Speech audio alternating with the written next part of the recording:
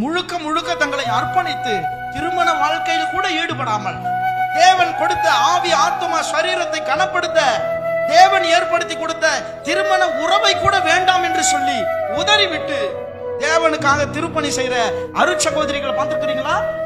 மிகப்பெரிய அர்ப்பணிப்பு. அதுக்குன்னு எல்லாரும் போய் நான் கன்னியாஸ்திரியா போயிடுறேன் அர்ப்பணிச்சுன்னு போக முடியாது. அப்புறம் பாதியில அசிங்கப்பட்டு தான் நிக்கணும். அல்லேலூயா, அல்லேலூயா.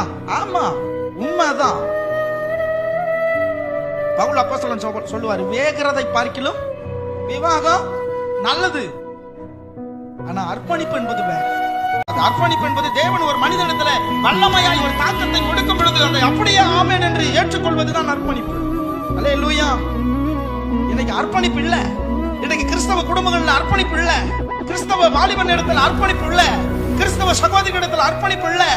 இன்றைக்கு கிறிஸ்தவ போதகர் இடத்துல அர்ப்பணிப்பு இல்ல. இன்றைக்கு கிறிஸ்தவ சமுதாயத்துல முன்னேற வேண்டும், உயர வேண்டும் என்று ஆசை இருக்கிறது. தேவனுக்காக எதையாக நாம் செய்ய வேண்டும், அதற்காக எது வேண்டாலும் நான் இழப்பேன் என்ற அர்ப்பணிப்பு இல்லை. அல்லேலூயா. அர்ப்பணிக்கப்பட்ட மனிதன் ஒரு நாளும் அசிங்கப்பட்டு நிற்க மாட்டான். அவரவிதமான ஆசீர்வாதத்தை அவன் பெற்றுக் கொள்வான். அதுதான் உண்மை. அல்லேலூயா, அல்லேலூயா.